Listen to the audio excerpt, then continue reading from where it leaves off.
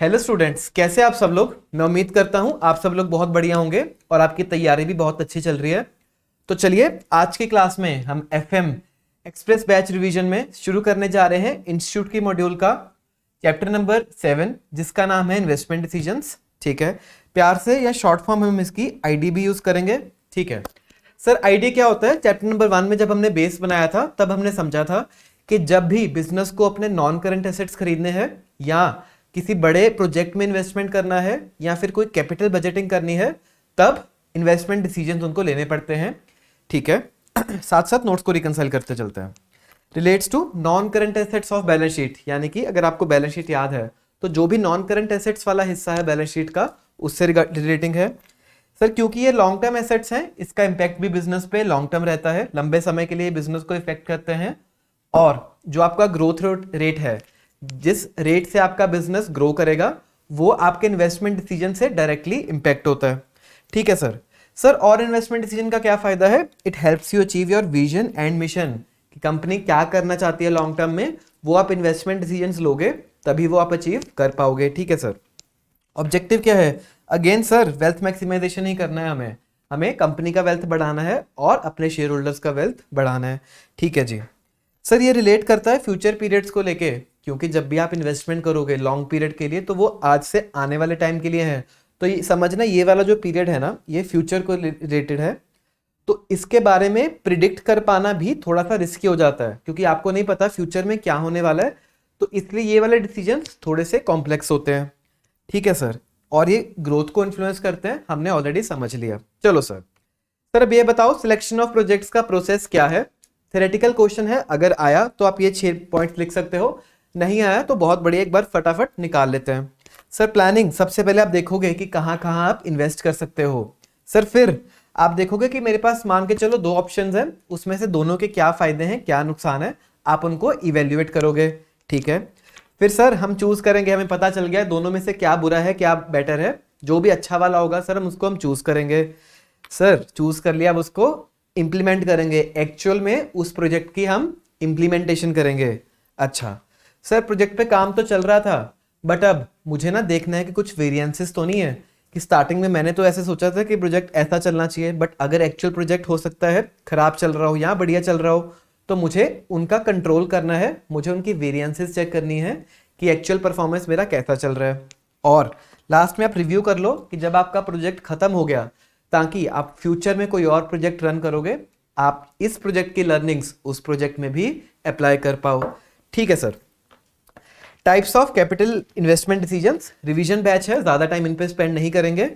Regular batch में हम सब अच्छे से डिस्कशन करने वाले हैं किसमें क्या है। ठीक है सर, रिप्लेसमेंट डिसीजन क्या होता है? रिप्लेसमेंट जैसे नाम से पता चल रहा है, अच्छा ये चीज थी, सपोज ये फोन था, मैं यही फोन को रिप्लेस कर दूं, मतलब ऐसा ही फोन लेके आऊं बट नया फोन लेके आऊं। ठीक है, same PPE same asset but आप नया लेके आते हो। सर मॉडर्नाइजेशन, यानी कि कुछ नया मॉडल लॉन्च हो गया, मान के चलो ये फोन का मॉडल पुराना है, अब मुझे नया मॉडल लेके आना है, एक नई टेक्निक जिसमें हो वो वाला लेके आना है, तो ठीक है वो हो गया सर मॉडर्नाइजेशन। सर डाइवर्सिफिकेशन क्या हुआ? डाइवर्सिफिकेशन हुआ कि जब मुझे ग्रोथ करना है बट जो मेरा नया बिजनेस है वो अलग है। मान के चलो आप रिलायंस कंपनी में हो, ठीक है, आपका काम काफी सारा है बट आपको आज की डेट के बाद अब आप फूड डिलीवरी बिजनेस में भी आना चाहते हो। ठीक है, तो वो क्या हुआ? रिलायंस के लिए डाइवर्सिफिकेशन हुआ। अच्छा, और सर अगर आप सेम बिजनेस में ग्रो करना चाहते हो, यानी कि अगर रिलायंस के पेट्रोल पंप्स हैं, उसने 10 पेट्रोल पंप और खोल दिए, तो वो आपका आएगा एक्सपेंशन में, सेम बिजनेस आप ग्रो कर रहे हो। ठीक है sir on the basis of situation भी हम इन्वेस्टमेंट डिसीजंस को डिवाइड कर सकते हैं। पहले तो है accept reject. Sir accept reject क्या बोलता है? आपके पास मल्टीपल ऑप्शंस हैं, आप सब ऑप्शंस को इंडिविजुअली देखो, किसी का किसी से कोई लेना देना नहीं है, हो सकता है आप इसको एक्सेप्ट रिजेक्ट इंडिपेंडेंटली करो, इसको एक्सेप्ट रिजेक्ट इंडिपेंडेंटली करो, आपस में कोई भी लेना देना नहीं है क्योंकि ये इंडिपेंडेंट है। आप एक को एक्सेप्ट करो दूसरे को रिजेक्ट करो, कोई फर्क नहीं पड़ता। ठीक है, आगे आपके पास है म्यूचुअली एक्सक्लूसिव।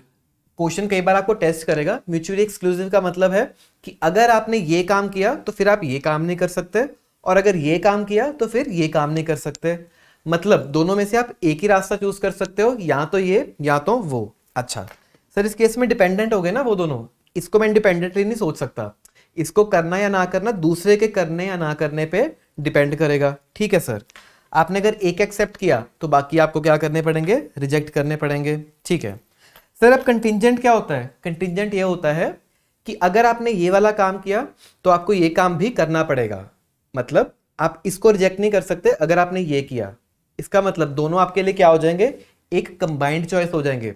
जब भी आप डिसीजन लोगे तो आपको ये दोनों प्रोजेक्ट्स को एक ही मान के चलना पड़ेगा, तभी आप वो डिसाइड कर पाओगे। ठीक है सर, दोनों डिपेंडेंट है, अगर आपने एक एक्सेप्ट किया तो दूसरा भी एक्सेप्ट करना पड़ेगा। ठीक है जी, चलो सर, अब जब भी आप इन्वेस्टमेंट डिसीजन निकालोगे आपके लिए क्या इंपॉर्टेंट है, सर कैश फ्लोज इंपॉर्टेंट है, आपका बुक प्रॉफिट या प्रॉफिट आफ्टर टैक्स वो एक बुक प्रॉफिट्स है वो इंपॉर्टेंट नहीं है, जो आपको एक्चुअल में कैश रिसीव हो रहा है चाहे कैश इनफ्लो या कैश आउटफ्लो वो रेलेवेंट है। अच्छा, और अब आप जब भी कैश फ्लोज की बात करोगे हमेशा आपको आफ्टर टैक्स लेना है। अगर क्वेश्चन में टैक्स रेट गिवन है तो सर हमें पता है कि कोई भी ट्रीटमेंट्स करोगे वो आप आफ्टर टैक्स करोगे। ठीक है जी, चलो अब आपके पास डिफरेंट एक एडजस्टमेंट्स हो सकती हैं। ठीक है, कुछ एक रेलेवेंट होंगी, कुछ एक इररेलेवेंट होंगी। क्वेश्चन आपको ट्राई करेगा, आपके टेस्ट करेगा कॉन्सेप्ट्स, तो आपको ये सब पता होना चाहिए कि किस चीज को आपको ट्रीट करके आना है और कैसे ट्रीट करके आना है। तो चलिए शुरू करते हैं डेप्रिसिएशन से। सर डेप्रिसिएशन देखो, यहाँ पे हमने दो केसेस लिखे हैं, यहाँ तो क्वेश्चन में आपको टैक्स रेट गिवन है, अगर टैक्स रेट नहीं गिवन है। अच्छा सर, अगर तो टैक्स रेट नहीं गिवन है, हम सबको पता है डेप्रिसिएशन क्या होता है सर, एक नॉन कैश एक्सपेंस है, इसको आपको पे आउट नहीं करना पड़ता। ये तो सर हमने सर P&L में डाला है क्योंकि पास्ट में कभी मैंने कोई एसेट खरीदा था। अच्छा, थोड़ा सा इस पर चर्चा करते हैं क्योंकि ये एडजस्टमेंट्स बहुत इंपॉर्टेंट है, कोई भी प्रैक्टिकल क्वेश्चन आएगा इन्वेस्टमेंट डिसीजंस का आपको ये वाले एडजस्टमेंट्स तो करके आनी पड़ेंगे। तो एक बार समझते हैं सर, जब भी हम ना प्रॉफिट आफ्टर टैक्स की कैलकुलेशन करते हैं हम लोग कैसे करते हैं, मान के चलो जीपी है, ठीक है, बाद में फिर सर आप एक्सपेंसेस लेस करते हो, यहाँ पे आपने डेप्रिसिएशन लेस किया सर, उसके बाद मान के चलो आपके पास पीबीटी आया, फिर आपने टैक्स पे किया सर, फिर हमारे पास पैट आया। ठीक है, मान के चलो इतना ही P&L है। अच्छा, अब क्वेश्चन जब स्टार्ट होगा सर वो पैट से होगा, प्रॉफिट आफ्टर टैक्स से शुरू होगा। अच्छा सर, अब देखना चीज, जब हमने पैट निकाला तो इसमें हमने डेप्रिसिएशन ऑलरेडी लेस किया हुआ है, इसका मतलब कि मेरा पैट कम आ रहा है, बट सर मेरे कैश फ्लोज तो ज़्यादा होंगे ना, क्योंकि डेप्रिसिएशन तो नॉन कैश एक्सपेंस है। तो इसकी बहुत इजी ट्रीटमेंट क्या रहती है, एक बार आप पैट से शुरू कर लो, प्लस जो आपने डेप्रिसिएशन डाला है यहाँ पे नॉन कैश एक्सपेंसेस वो ऐड कर दो, ये आपके पास आ जाएंगे कैश फ्लोज। ठीक है जी, काफ़ी इजीली समझ आ गया। जब भी डेप्रिसिएशन होगा क्या करना पड़ेगा आपको, पैट प्लस डेप कर दो, आपके पास आ जाएंगे कैश फ्लोज। ठीक है जी, चलो आगे। सर अब ये टैक्स और नो टैक्स का क्या है, देखो अगर तो नो टैक्स केस है, इसका मतलब आप चुपचाप डेप्रिसिएशन ऐड कर दोगे क्योंकि ये नॉन कैश एक्सपेंस है, ये आपके लिए क्या है, रेलेवेंट है। अच्छा सर, अगर तो टैक्स केस है फिर आपको ना टैक्सेशन की डेप्रिसिएशन भी देखनी पड़ेगी। अभी के लिए आप नोट 3 में हम आके डिस्कस करेंगे, अभी के लिए आप मान के चलो कि वो हम पेंडिंग छोड़ रहे हैं। ठीक है जी, चलो सर बाकी चीज़ों के बारे में भी बताओ। सर अपॉर्चुनिटी कॉस्ट क्या होता है, अपॉर्चुनिटी कॉस्ट होता है the cost of the next best alternative. अच्छा, मान के चलो मेरे पास ये फोन है, ठीक है, एक तो ऑप्शन है इसको मैं खुद के लिए यूज कर रहा हूं, that is the best thing I am using. अच्छा सर, इसका सेकंड बेस्ट ऑल्टरनेटिव क्या है, इस फोन को मैं बाजार में बेच के आऊं। सर इसको आप बाजार में बेचने जाओगे ना आपको 50,000 रुपीज मिलेंगे। अच्छा, तो जो 50,000 है वो मेरे लिए क्या है, इस फोन को यूज करने की अपॉर्चुनिटी कॉस्ट। ऐसे ही डिफरेंट प्रोजेक्ट्स में आपको बहुत बार ऐसी चीजें दी होंगी, अगर आप ये कर रहे हो तो आपको ये छोड़ना पड़ेगा, तो ये छोड़ना पड़ेगा, क्या हो गया मेरे लिए सेकंड बेस्ट ऑल्टरनेटिव, तो वो मेरे लिए रेलेवेंट है। अच्छा, बट एक चीज का ध्यान रखना, जब भी आप अपॉर्चुनिटी कॉस्ट लोगे वो आप टैक्सेशन के बाद लोगे। सर मतलब अगर यहीं पे लिखूं, अगर आपने ये एक बार ये कैश फ्लोज निकाल लिए, यहाँ पे सर आप अपॉर्चुनिटी कॉस्ट इसके एडजस्टमेंट बाद में करोगे, क्यों, क्योंकि आपका एक्चुअल एक्सपेंस नहीं है, ना ही कोई आपकी एक्चुअल इनकम है। ठीक है, इसकी वजह से आपका कोई भी टैक्सेशन में इम्पैक्ट नहीं आता है, तो इसकी ट्रीटमेंट आपको हमेशा लास्ट में करके आनी है, after all your taxes calculation, after other adjustments made. Sir ये अपॉर्चुनिटी कॉस्ट भी हो सकती है, अपॉर्चुनिटी इनकम भी हो सकती है, जनरली ये अपॉर्चुनिटी कॉस्ट होता है, बट अगर जैसा क्वेश्चन आएगा आप प्लस माइनस वैसे कर लोगे। ठीक है सर, आगे चलते हैं।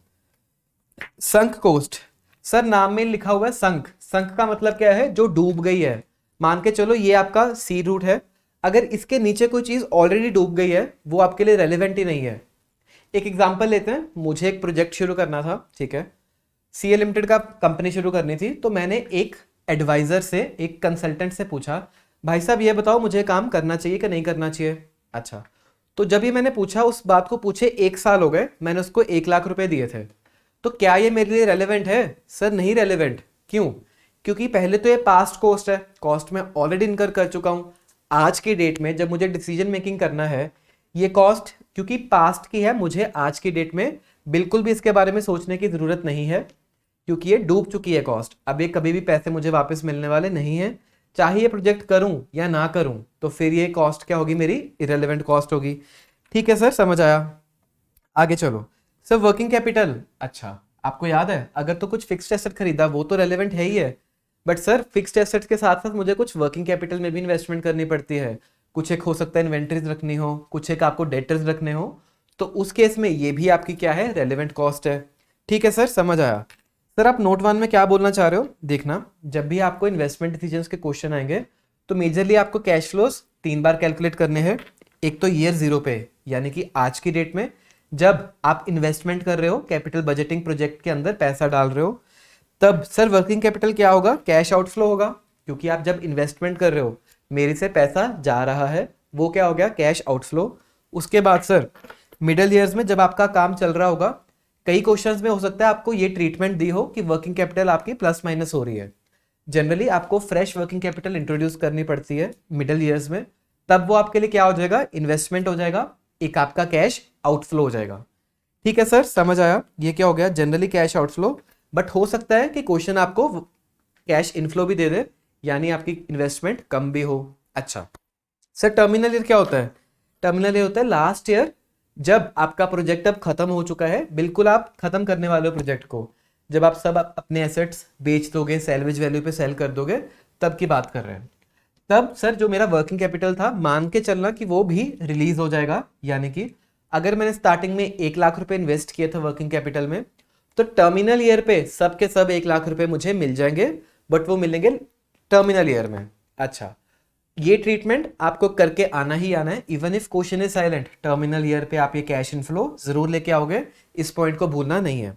ठीक है जी, कैश इनफ्लो होगा वर्किंग कैपिटल का, एज्यूम करना है even if question is silent.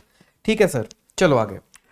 Sir allocated overheads, सबने कॉस्टिंग में पढ़ा हुआ है। एलोकेटेड क्या होता है कि कोई एक पेरेंट है मेरा, या फिर कोई एक कॉर्पोरेट एंटिटी है, उसने मुझे कोई खर्चा एलोकेट कर दिया, तो जब उसने खर्चा एलोकेट किया, मुझसे पूछ के नहीं किया, वो मेरे लिए, मेरी डिसीजन मेकिंग पावर में है ही नहीं, वो खर्चा कहीं सेंट्रलाइज लेवल पे हो रहा है और वो मुझे थोप दिया गया, मेरे ऊपर एलोकेट कर दिया गया। सर ये रेलेवेंट है? नहीं रेलेवेंट है। क्यों? क्योंकि ये तो कोई और इनकर कर रहा है और मेरे पास वो आएगा ही आएगा, चाहे ये मैं प्रोजेक्ट करूं या ना करूं। अच्छा, बट अगर क्वेश्चन आपको कोई ऐसा एक्सपेंस दे, चाहे वो एलोकेटेड ओवरहेड ही हो, जो सिर्फ इस प्रोजेक्ट के होने की वजह से हो रहा है, यानी कि अगर आप ये प्रोजेक्ट करोगे तो ये एक्सपेंस होगा, प्रोजेक्ट नहीं करोगे तो ये एक्सपेंस नहीं होगा, यानी अगर वो इंक्रीमेंटल एक्सपेंसेस होंगे तो वो हमेशा आपके लिए क्या होंगे, रेलेवेंट होंगे। ठीक है सर, नोट नंबर 2 में चलते हैं। नॉट इंक्रीमेंटल, अगर वो इंक्रीमेंटल नहीं है तो फिर ये आप इग्नोर करोगे, ठीक है, बट अगर इंक्रीमेंटल है तो आप इनको कंसीडर करोगे। Example, side effects due to project, क्योंकि वो प्रोजेक्ट को करने की वजह से हो रहा है, इसलिए वो आपके लिए रेलेवेंट है। ठीक है सर, चलो आगे। सर इनडायरेक्ट टैक्सेस, जीएसटी, हम सब ने जीएसटी के बारे में भी पढ़ा हुआ है। अच्छा सर, वो क्या आपका एक्सपेंस है?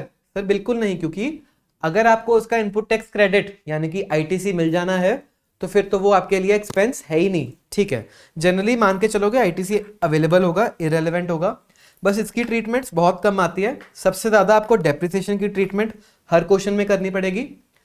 अपॉर्चुनिटी कॉस्ट किसी किसी क्वेश्चन में गिवन होगा, संक कॉस्ट भी बहुत कम क्वेश्चंस में गिवन है, वर्किंग कैपिटल भी हर क्वेश्चन में गिवन होगा, और एलोकेटेड ओवरहेड्स भी हो सकता है किसी क्वेश्चन में गिवन हो।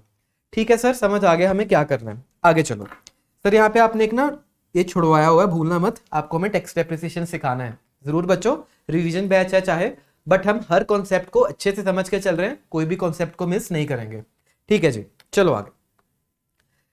सर बारी आ गई नोट 3 की, थोड़ा सा भारी भरकम ये कॉन्सेप्ट है, मेरे साथ पकड़ के चलना। अच्छा, सर डेप्रिसिएशन क्या होता है, आप सबने पढ़ा हुआ है। एक तो हम अकाउंटिंग स्टैंडर्ड्स में कैलकुलेट करते हैं, आप अकाउंट्स के पेपर में पढ़ते हो। सर एक ना हम टैक्स में भी डेप्रिसिएशन कैलकुलेट करते हैं, हमें हमारे टैक्सेशन वाले सर ने सिखाया था कि कैसे टैक्स की डेप्रिसिएशन कैलकुलेट करनी है। मैं एक बार दोनों को रिवाइज करवा दूं। आज मैं आपके लिए फाइनेंस का टीचर तो हुई हूं, बट मैं आपको अकाउंट्स भी पढ़ाऊंगा। अब मैं आपको थोड़ा सा टैक्स भी पढ़ाऊंगा, बट उतना ही पढ़ाऊंगा जितना रेलेवेंट है, ताकि आप फाइनेंस में अच्छा स्कोर कर पाओ। ठीक है sir. Sir as per books यानी कि एज पर अकाउंट्स हम प्रॉफिट आफ्टर टैक्सेस जब कैलकुलेट करते हैं अकाउंट्स वाले, तब हम वो डेप्रिसिएशन डालते हैं as per accounting standards. Sir ये इंडिविजुअल एसेट्स पे बेस्ड होता है। हर इंडिविजुअल एसेट की मैं लाइफ देखता हूँ, हर इंडिविजुअल एसेट की मैं कॉस्ट देखता हूँ। आप सबने अकाउंटिंग स्टैंडर्ड्स में ये सब पढ़ा हुआ है। ठीक है जी सर। बट जब इनकम टैक्स की बात करो तो सर ये ब्लॉक ऑफ एसेट्स चलता है यहाँ पे। हमें याद है अपना डीटी सब्जेक्ट, तब हमने पूरा एक ब्लॉक निकाला था, उस पे डेप्रिसिएशन निकालते थे। बहुत बढ़िया सर। इसकी यूज आप कब करोगे, कैश फ्लो पर्पसेस के लिए करोगे। क्यों, अब एक चीज समझना मेरे साथ कि जब भी आप टैक्स पे करते हो तो वो टैक्सेबल इनकम पे करते हो। अच्छा, तो जो टैक्सेबल इनकम कैलकुलेट होती है वो आपकी टैक्स वाली डेप्रिसिएशन को डाल के होती है, ना कि आपकी बुक्स वाली डेप्रिसिएशन को। सर हमें पता है, आपने बहुत सही किया, हमें रिवाइज करा दिया। चलो एक एक छोटा सा एग्जांपल लेते हैं। मान के चलो ये आपका बुक्स है, ठीक है। उधर आपने कुछ जीपी लिया, माइनस डेप्रिसिएशन बुक्स के हिसाब से किया, फिर आपके पास आया पीबीटी, ठीक है। बट सर जब भी हमने टैक्स पे करना है तब हमने बुक्स वाला डेप्रिसिएशन तो रेलेवेंट ही नहीं है, तब इनकम टैक्स के हिसाब से अलग से कैलकुलेशन होगी। तब हम डेप्रिसिएशन जो माइनस करेंगे सर वो इनकम टैक्स वाली करेंगे, फिर जो पीबीटी आया इस पे टैक्स पे करेंगे, और ये मेरा क्या होगा सर, कैश आउटफ्लो होगा। सर ये पीबीटी रेलेवेंट है, नहीं है, टैक्सेशन पर्सपेक्टिव से रेलेवेंट नहीं है। अच्छा सर मुद्दे पे आओ, आप कहना क्या चाहते हो। मैं ये कहना चाहता हूं बस कि जब भी आप कैश फ्लो अप्रोच ले रहे हो और आपके पास टैक्सेशन वाला केस है, तब जो डेप्रिसिएशन आपकी इनकम टैक्स एक्ट वाली है वो रेलेवेंट है। तो ऐसा जब भी क्वेश्चन आए, सबसे इजी रहता है कि आप सिर्फ इनकम टैक्स का पी&एल बना के आ जाओ, ठीक है। आप ऊपर से जीपी ले लो, जो डेप्रिसिएशन माइनस करोगे वो इनकम टैक्स वाली करना, ठीक है। इस पे टैक्स पे करके आपके पास पैट आ जाएगा, प्लस जब आप ये डेप्रिसिएशन करोगे अगेन वो इनकम टैक्स एक्ट वाली करके आना, आपके पास क्या आ जाएंगे, कैश फ्लोज। तो इस केस में अगर क्वेश्चन आपको कंफ्यूज करेगा, बुक्स वाली डेप्रिसिएशन देगा, उसको हमने कंसीडर नहीं करना है। ठीक है सर, समझ आ गया। बट सर कई बार क्वेश्चन क्या करेगा, आपको यहाँ पे पैट दे देगा बुक्स वाला, तो उस केस में हो सकता है आपको इसकी ट्रीटमेंट बहुत सावधानी से करके आनी है। ये पैट है बुक्स वाला, आपको इसकी ट्रीटमेंट करके आनी है। सर हम क्वेश्चंस पढ़ेंगे, उसमें समझेंगे इस कॉन्सेप्ट को कैसे ट्रीट करेंगे, बट हमें एक बार के लिए समझ आ गया आप क्या कहना चाह रहे हो। ठीक है जी, चलो आगे। सर अगर क्वेश्चन साइलेंट है तो हमें ज्यादा दिमाग नहीं लगाना है, हम मान के चलेंगे कि जो बुक्स का डेप्रिसिएशन है और जो टैक्सेशन का डेप्रिसिएशन है दोनों ही सेम है। ठीक है जी, चलो शुक्र है एग्जाम में हम दुआ करते हैं ऐसा ही क्वेश्चन है। बट पास्ट ईयर क्वेश्चंस में कई बार आईसीए ने आपका ये टैक्सेशन वाला कॉन्सेप्ट बहुत डीपली टेक्स्ट किया है। बड़े बड़े क्वेश्चंस हैं जिसमें सिर्फ उन्होंने आपका ये टैक्सेशन की डेप्रिसिएशन आप कैसे निकालते हो वो टेस्ट की है। तो एक बार के लिए फटाफट समझ लेते हैं इनकम टैक्स के हिसाब से डेप्रिसिएशन कैसे बनेगी, ताकि आप डेप्रिसिएशन की कैलकुलेशन सही से करके आओ। ठीक है सर, डेप्रिसिएशन की कंडीशंस इनकम टैक्स के हिसाब से होती है, हमें सब पता है। एक तो ब्लॉक ऑफ एसेट्स होना चाहिए, अच्छा उसमें एक तो सर वैल्यू भी होनी चाहिए और एक एसेट्स भी होने चाहिए। अगर ये दोनों चीजें हुई, वैल्यू भी हुई और एसेट्स भी हुई, तभी आप डेप्रिसिएशन निकाल सकते हो। अगर सर दोनों में से एक भी चीज मिसिंग हुई ना, चाहे वैल्यू मिसिंग है या फिर आपके पास एसेट्स मिसिंग है, आप डेप्रिसिएशन नहीं कैलकुलेट कर पाओगे। बिल्कुल ठीक है बच्चों, आप सबको डेप्रिसिएशन ऑलरेडी आता है एज पर टैक्स, बस मेरे साथ है टेबल एक बार क्विकली रिव्यू कर लो, एग्जाम में आप ये रिवाइज करके चले जाना, आपके सम्स सारे निकल आएंगे। क्वेश्चन में अब डिफरेंट केसेस हो सकते हैं। अगर तो मल्टीपल एसेट्स हैं और आपकी सेल्स ज्यादा है, ठीक है, इसका मतलब आपकी वैल्यू जीरो हो गई। सर जब वैल्यू जीरो हो गई इसका मतलब डेप्रिसिएशन नहीं मिलेगा, आपका क्या होगा सर, कैपिटल गेन होगा, क्योंकि आपने ज्यादा महंगे पे बेचा है। अच्छा सर, अब जब कैपिटल गेन होगा तो आपको कैपिटल गेन टैक्स भी देना पड़ेगा, तो जो आप वो कैपिटल गेन टैक्स दोगे वो आपके लिए क्या होगा, कैश आउटफ्लो। ठीक है सर, सीओ का मतलब है कैश आउटफ्लो, जो आप टैक्स पे करोगे वो आपके लिए हो गया कैश आउटफ्लो। अच्छा सर, अगर बट मेरा कम में बिका, मेरी वैल्यू ही कम रही, तो सर इस केस में आपके पास वैल्यू भी पड़ी है। अच्छा, क्योंकि मल्टीपल एसेट्स थे मेरे पास, बाकी एसेट्स भी पड़े होंगे, तो इसका मतलब आपका ब्लॉक जीवित है, उसमें वैल्यू भी है, उसमें एसेट्स भी हैं, तो उस केस में आप डेप्रिसिएशन कैलकुलेट करके आओगे ऑन द रिमेनिंग WDV। ये बहुत इंपॉर्टेंट है कि जो भी आपके पास बकाया वैल्यू बची सिर्फ उसके ऊपर डेप्रिसिएशन कैलकुलेट होगी। ये सब आपने टैक्सेशन में पढ़ा हुआ है, हम यहाँ पे जस्ट एक बार रिवाइज कर रहे हैं, ठीक है सर। अगर सिर्फ एक ही एसेट है ब्लॉक में, तो फिर अगर आपने महंगे में बेच दिया, अगेन आपके पास वैल्यू भी नहीं रही, अब सर एक ही एसेट था वो भी बेच दिया, अब तो एसेट्स भी नहीं है, उस केस में अगेन डेप्रिसिएशन सीज होगी। कैपिटल गेन जो आएगा उसके ऊपर आपके पास कैश आउटफ्लो आएगा। ठीक है सर, आपने बड़े सही तरीके से समराइज कर दिया, हमें रिवीजन करना बहुत फास्ट होगा, बिल्कुल बढ़िया जी। अब अगर सेल कम पे हुई है, इसका मतलब वैल्यू तो पड़ी है, कम पे बिका, बट सर एसेट्स ही नहीं है, एक ही एसेट था वही हमने बेच दिया, तो फिर सर डेप्रिसिएशन तो नहीं मिलेगा, बट सर इस केस में क्या होगा, कैपिटल लॉस होगा। क्यों? वैल्यू पड़ी रह गई, एसेट्स ही नहीं है। सर जब कैपिटल लॉस होगा तो आपको टैक्स बेनिफिट होगा, कहीं ना कहीं आप इसको क्या मान के चलोगे, आपकी कैश इनफ्लोज है ये। ठीक है सर, समझ आया। कैपिटल लॉस को हमेशा एक चीज याद रखना, इसको आप टैक्स रेट से मल्टीप्लाई करोगे तो जो टैक्स इफेक्ट है वो आपका कैश इनफ्लो या कैश आउटफ्लो बनेगा, ना कि कैपिटल गेन या कैपिटल लॉस। ठीक है सर, समझ आया। सर जनरली जो क्वेश्चन आएंगे, एक चीज समझना, वो रिप्लेसमेंट डिसीजन के आएंगे, जिसमें आपने एक एसेट बेचा और दूसरा एसेट खरीदा, तो उस केस में सर आपके पास वैल्यू भी है और आपके पास एसेट भी है, तो इसका मतलब डेप्रिसिएशन तो कैलकुलेट होगा, बट सर डेप्रिसिएशन कितनी वैल्यू पे कैलकुलेट करेंगे, चलिए एक बार समझते हैं। चलो, डेप्रिसिएशन बेस आपको कैलकुलेट करना पड़ेगा, यानी कि वो बेस जिस पे आप डेप्रिसिएशन कैलकुलेट कर पाओ। अच्छा सर, ये कैसे करेंगे? जो आपके पास एग्जिस्टिंग एसेट ऑलरेडी ओपनिंग था बैलेंस, वो लोगे सर, इसमें प्लस कर देंगे जो मैंने नए खरीदे। अच्छा, आपके पास सर अब एक बेचा भी तो है, उसको आप माइनस कर दोगे जितने में भी आपने बेचा, तो जो आपके पास क्लोजिंग WDV बचा उस पे आप डेप्रिसिएशन कैलकुलेट करके आ जाओगे। ठीक है सर, समझ आया, बहुत सही तरीके से आपने हमें पढ़ा दिया। चलो आगे सर, अब जो भी आपका टेबल बनेगा, जब भी आपको इन्वेस्टमेंट डिसीजन का क्वेश्चन आएगा, आपको मैंने जैसे पहले भी बताया, तीन तरह के आपके कैश फ्लोज होंगे। एक तो इनिशियल कैश आउटफ्लो जिसमें आप इन्वेस्टमेंट कर रहे हो, फिर interim during the period of the project जब आपको कैश इनफ्लोज हो रहे होंगे, और फिर बिल्कुल लास्ट में जब आपका टर्मिनल कैश फ्लो होगा। ठीक है सर। सर इनिशियल में क्या करना है? अगर तो आपका फ्रेश एसेट है, यानी कि आप फ्रेश प्रोजेक्ट कर रहे हो, सर मुझे कुछ PPE भी खरीदना पड़ेगा, वो इन्वेस्टमेंट करा। सर अगर उसकी कुछ और एड हॉक कॉस्ट हुई, इंस्टॉलेशन कॉस्ट हुई, वो भी ऐड होगा, बहुत बढ़िया। सर अगर कुछ वर्किंग कैपिटल की इन्वेस्टमेंट हुई, वो भी तो ऐड करोगे, ये हमने ऑलरेडी पढ़ लिया है। ठीक है सर, रिप्लेसमेंट के केस में क्या होगा? रिप्लेसमेंट हमने समझा, एक एसेट जाएगा एक एसेट आएगा। अच्छा, सबसे पहले सर एसेट आया, ये भी आया। सर वर्किंग कैपिटल, अब यहाँ पे सिर्फ आप चेंज इन वर्किंग कैपिटल में लोगे कि अगर मान के चलो आपके पास 1 लाख की कैपिटल ऑलरेडी इन्वेस्टेड थी, अब आपको चाहिए 1.5 लाख, तो सिर्फ जो 50,000 है चेंज इन वर्किंग कैपिटल है, आप सिर्फ उसे की ट्रीटमेंट करके आओगे।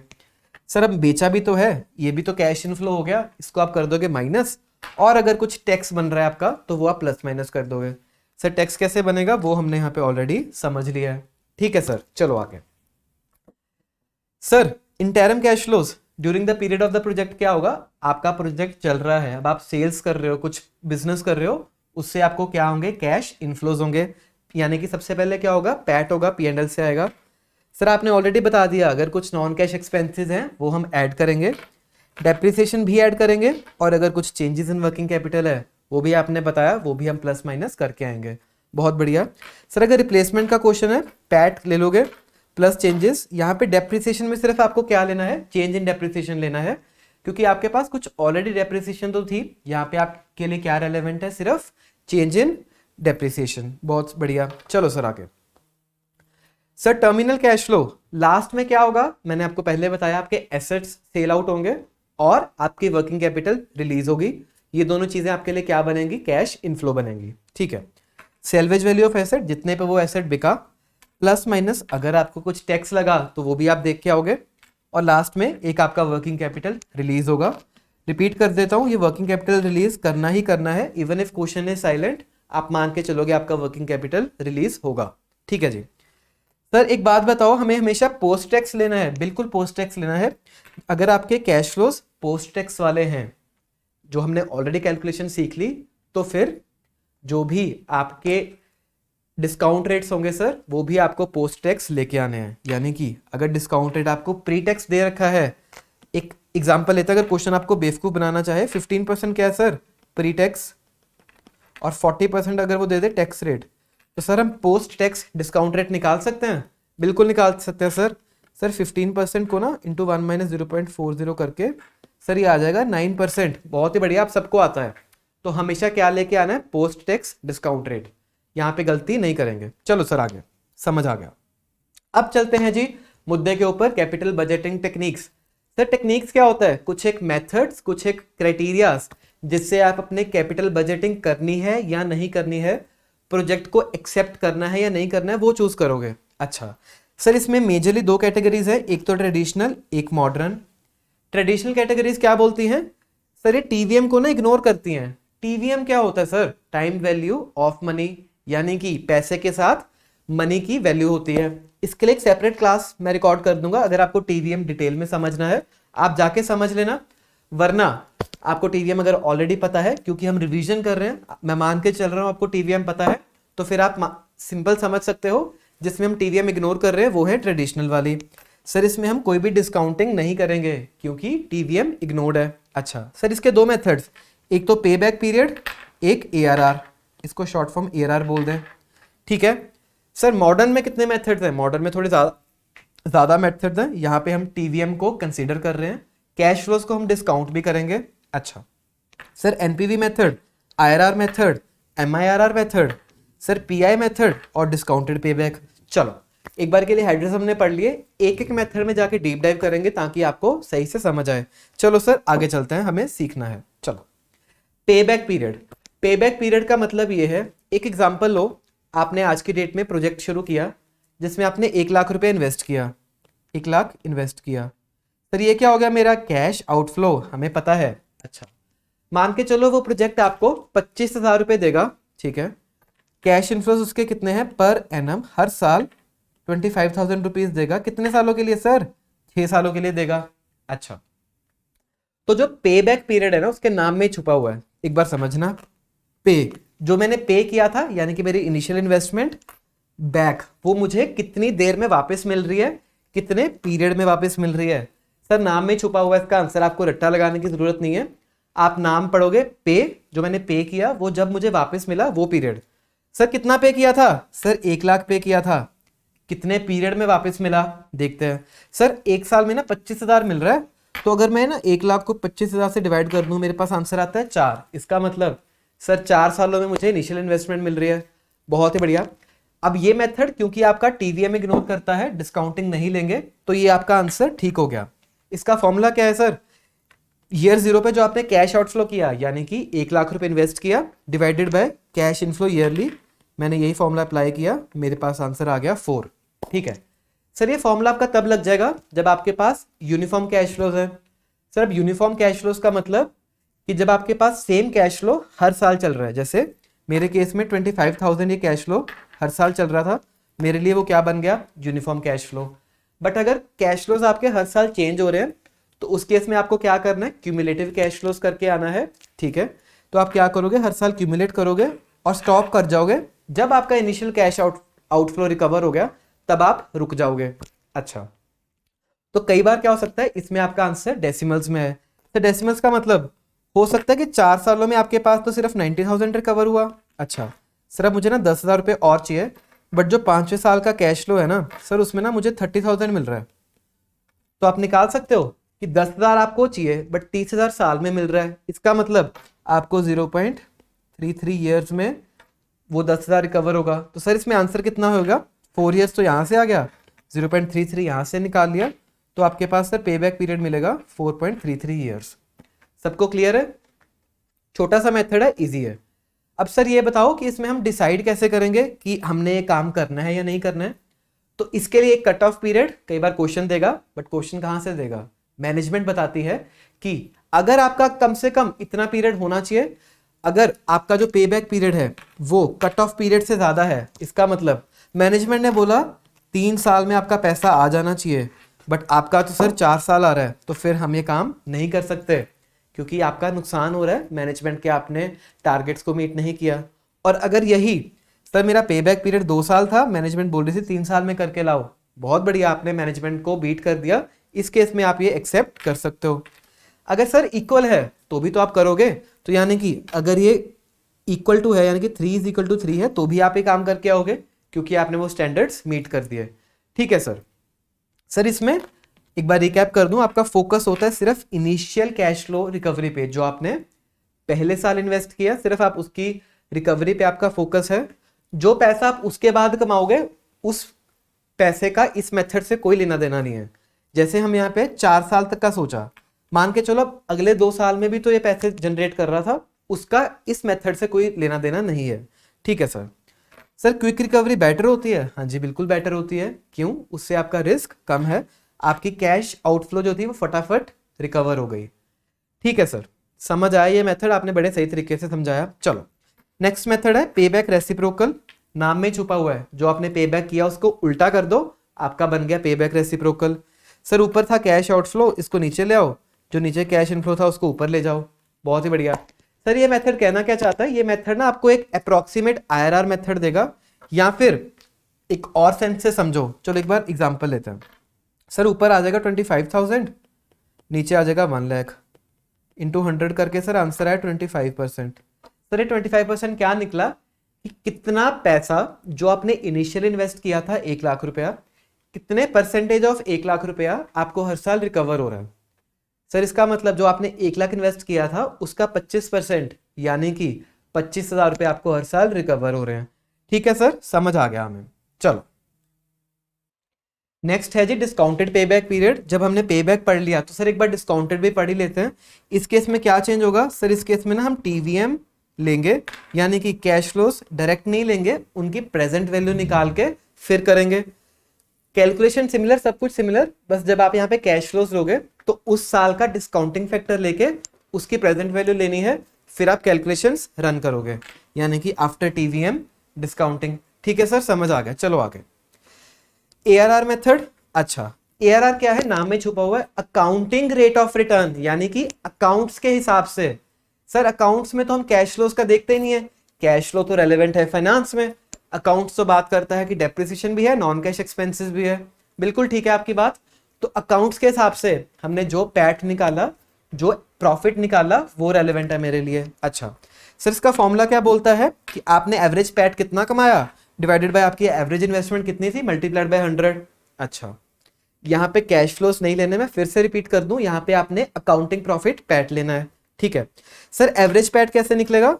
जितना भी आपको सारे सालों में प्रॉफिट हुआ उनका टोटल कर लो, और कितने सालों में प्रॉफिट हुआ उससे डिवाइड कर दो, आपके पास पर एनम प्रॉफिट आ जाएगा, पैट आ जाएगा। ठीक है सर, अब एवरेज इन्वेस्टमेंट कैसा करना है? मान के चलो प्रोजेक्ट आपका 5 सालों का था, तो जो आपने इन्वेस्टमेंट यहाँ पे किया ईयर 0 इन्वेस्टमेंट, वो हो गया आपका ओपनिंग इन्वेस्टमेंट, और जो आपकी इस दिन सैल्वेज वैल्यू है लास्ट डे पे, उसको प्लस करोगे, इन दोनों का सिंपल एवरेज ले लोगे ताकि आपका during this period average investment आ जाए, वो हो गया आपका एवरेज इन्वेस्टमेंट। ठीक है सर। अब एक चीज का ध्यान रखना, अगर क्वेश्चन में सैल्वेज वैल्यू नहीं गिवन तो आप मान के चलोगे सैल्वेज वैल्यू 0 थी। तो सर अगर सैल्वेज वैल्यू 0 थी तो मेरे पास तो फिर ओपनिंग इन्वेस्टमेंट डिवाइडेड बाय 2 करके एवरेज इन्वेस्टमेंट आ जाएगा। बिल्कुल ठीक है, आईसीआई भी ऐसा ही करता है। अगर salvage value is not given, assume 0 करना है, ओपनिंग इन्वेस्टमेंट बाय 2 करोगे, या फिर 0.5 ऑफ इन्वेस्टमेंट भी आप कर सकते हो। ठीक है सर, समझ आया। और बताओ सर, तो कई बार ना क्वेश्चन आपको कंफ्यूज करने की कोशिश करेगा। क्वेश्चन आपको देगा कैश फ्लोज, जब जब आपको कैश फ्लोज गिवन होंगे, बट हमें तो चाहिए सर प्रॉफिट्स, तो आप कैश फ्लोज से प्रॉफिट कैसे डिराइव करोगे? If cash flows are given, then जो भी आपके पास कैश फ्लोज का टोटल है, जितने भी कैश इनफ्लोज हैं सबको टोटल कर लो, इसमें से ना माइनस कर देना जो भी आपकी ओपनिंग इन्वेस्टमेंट है। यानी कि अगर आपके कैश इनफ्लोज मान लो 10 लाख थे, ठीक है, सारे सालों के सबके प्लस किए, माइनस सर 1 लाख कर दिया opening investment divided by 10 years अगर है, तो सर ये आ जाएगा 90,000 एवरेज प्रॉफिट। ठीक है, हमने ये भी सीख लिया कि अगर मेरे पास कैश फ्लोज हैं उससे मैं पैट कैसे निकाल सकता हूं। ओके सर, चलो आगे। सर अब इसमें डिसाइड कैसे करेंगे? इसमें भी वैसे डिसाइड करेंगे। सर अगर एआरआर कट ऑफ से ज्यादा है, यानी मैं अगर 20% कमा रहा हूं, मैनेजमेंट बोल रही है 15% कमा के लाओ, बहुत ही बढ़िया सर, मैं तो ये काम करूंगा। सर अगर दोनों बराबर हैं तो भी करेंगे? हाँ जी, तो भी करेंगे। सर बट अगर कम है, मैनेजमेंट तो बोल रही थी 15% करो, मैं तो सर सिर्फ 12% ही कमा पाया, तो उस केस में आपको रिजेक्ट करना पड़ेगा, आप ये काम नहीं कर पाओगे। ठीक है सर, समझ आया डिसीजन मेकिंग इसका भी। आगे चलो सर, अब चलते हैं फेमस मेथड पे। जो सबसे ज्यादा टेस्ट होता है एनपीवी मेथड, शॉर्ट फॉर्म इसकी NPV, full form net present value. ठीक है सर, इसके क्या क्या वेरिएबल्स हैं एनपीवी को निकालने के लिए? एक तो कैश फ्लोज, यानी कि जो आपको हर साल कैश फ्लो मिल रहा है वो वेरिएबल है।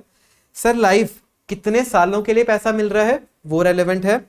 और सर डिस्काउंट रेट भी तो रेलेवेंट है, हमें ये भी तो पता है टीवीएम में जब भी प्रेजेंट वैल्यू निकालनी है तो मुझे डिस्काउंट रेट चाहिए, तो वो बहुत ही रेलेवेंट चीज है। ठीक है सर, यहाँ पे मैंने क्विकली दो छोटे से आपके टीवीएम के फॉर्मूले लिख दिए हैं। अगर आपको फ्यूचर वैल्यू कैलकुलेट करनी है तो आपको क्या करना पड़ेगा, प्रेजेंट वैल्यू को कंपाउंड, यानी कि present value 1 plus rate to the power of n करोगे, आपके पास आएगा फ्यूचर वैल्यू।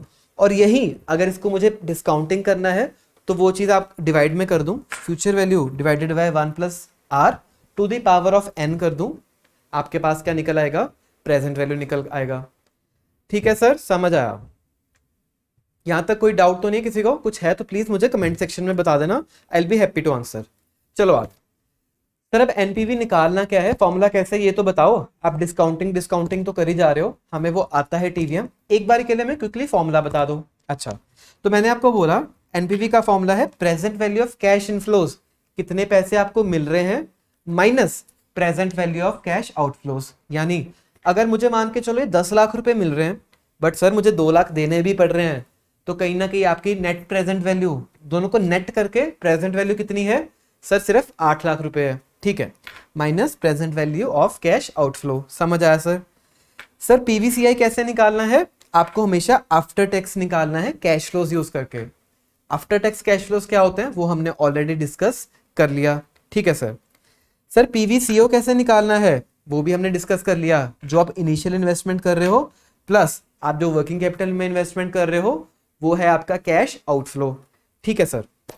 सर अब डिसीजन कैसे करना है, मान के चलो अगर आपका एनपीवी ग्रेटर देन या इक्वल टू 0 है, सर इसका क्या मतलब है, देखो मतलब आपका जो कैश इनफ्लोस था और जो कैश आउटफ्लोस था, जब उनको नेट किया, अगर वो ग्रेटर देन इक्वल टू 0 है, इसका मतलब मेरे कैश इनफ्लोस ज्यादा हैं। अच्छा, उस केस में आप क्या करोगे, डेफिनेटली वो काम करोगे, एक्सेप्ट करके आओगे।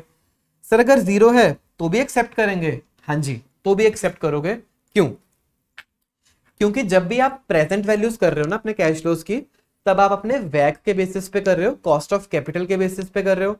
तो अगर एनपीवी 0 है, इसका मतलब है कि जो भी आपका कॉस्ट ऑफ कैपिटल है वो आप मीट कर पा रहे हो, उतना पैसा कम से कम आप कमा पा रहे हो ताकि आप वैक पे कर पाओ। अच्छा सर, अब समझ आया कि एनपीवी 0 का मतलब ये नहीं है कि ये घाटे का सौदा है, इसका मतलब है कि ठीक है मैंने अपने इन्वेस्टर्स को ओके ओके रखा, जो उनको चाहिए था वो दिया, बट अगर मेरा एनपीवी सर ग्रेटर देन 0 है, इसका मतलब मैं वेल्थ मैक्सिमाइज कर रहा हूं, उनकी वेल्थ में और ज्यादा एडिशन कर रहा हूं। ठीक है सर। सर अगर एनपीवी लेस देन 0 है, लो जी आप तो घाटे का काम कर रहे हो, ये हम आपको काम नहीं करने देंगे, ये आपका हो जाएगा रिजेक्ट। चलो सर डिस्काउंटिंग रेट कौन सा यूज करना है, डिस्काउंटिंग रेट जनरली क्वेश्चन में गिवन होगा, क्वेश्चन में नहीं गिवन तो अगर वैक गिवन है, कॉस्ट ऑफ कैपिटल गिवन है वो ले लेना। सर अगर रिस्क के वजह से कुछ क्वेश्चन बोले तो हमेशा आपको रिस्क एडजस्टेड डिस्काउंट रेट लेना है। सर रिस्क एडजस्टेड क्या होता है, रिस्क फ्री रिटर्न तो हमें चाहिए ही चाहिए, प्लस क्योंकि हम एक रिस्की इन्वेस्टमेंट में इन्वेस्ट कर रहे हैं, हमें उसके ऊपर एक्स्ट्रा रिटर्न्स चाहिए, जिसको हम बोलते हैं रिस्क प्रीमियम। ठीक है सर, हमें डिस्काउंट रेट का भी समझ आ गया। ओके, और बताओ आपको क्या जानना चाहिए।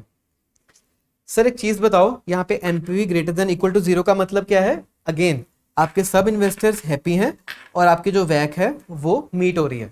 ठीक है सर, समझ आ गया। चलो आगे अब चलते हैं पीआई इंडेक्स मेथड पे, प्रॉफिटेबिलिटी इंडेक्स भी बोलते हैं इसको, या डिजायरेबिलिटी फैक्टर भी बोलते हैं।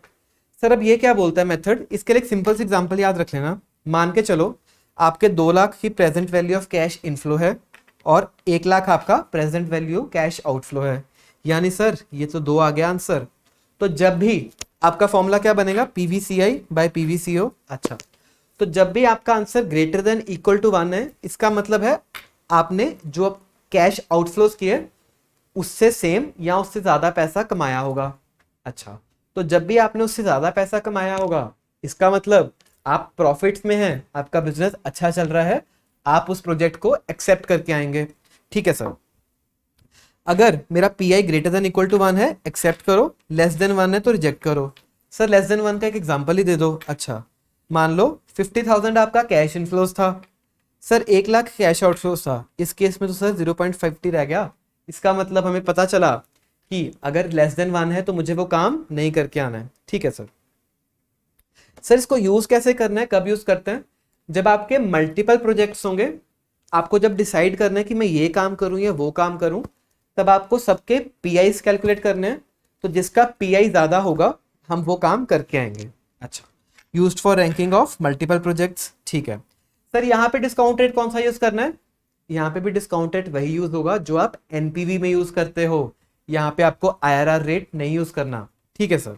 चलो सर, अगर कैश आउटफ्लोज क्वेश्चन में एक ही बार गिवन है तो फिर आप चुपचाप, क्योंकि अगर ये ईयर 1 पे हो रहा है, मान के चलो ईयर 0 पे हो रहा है, सॉरी, तो वो तो आपको प्रेजेंट वैल्यू करने की जरूरत ही नहीं है क्योंकि वो आज की डेट में हो रहा है। बट अगर क्वेश्चन आपको थोड़ा सा डिफिकल्ट आ गया जिसमें कैश आउटफ्लोज मल्टीपल टाइम्स हो रहे हैं, तो उस केस में आपको एक सेपरेट टेबल बना के आना पड़ेगा, जिस केस में आप वो कैश आउटफ्लोज का प्रेजेंट वैल्यू भी कैलकुलेट कर दोगे। ठीक है सर, समझ आया। अगर मल्टीपल टाइम्स हो रहा है सेपरेट टेबल निकाल देना ताकि आप कैश आउटफ्लोज का प्रेजेंट वैल्यू सही से निकाल पाओ। तो जो यहाँ पे निकलेगा वो सर हम यहाँ पे इनपुट कर देंगे। क्लियर है सर, समझ आ गया। आगे चलो। अब आगे है सबसे हमारा प्यारा मेथड, आईआरआर मेथड। काफी क्वेश्चंस एग्जाम में इसी में से आते हैं, ये काफी फेमस मेथड भी है। अच्छा सर, अब आईआरआर क्या होता है हमने ऑलरेडी पढ़ा हुआ है, याद करो chapter number 4 cost of capital, तब भी हमने ये निकाला था। आईआरआर रेट क्या था? एक ऐसा रेट जिसपे present value of cash inflows is exactly equal to present value of cash outflows. अच्छा सर, एनपीवी में तो इनफ्लो ज्यादा थे आउटफ्लो कम थे तो वो एनपीवी होता था, बिल्कुल ठीक है।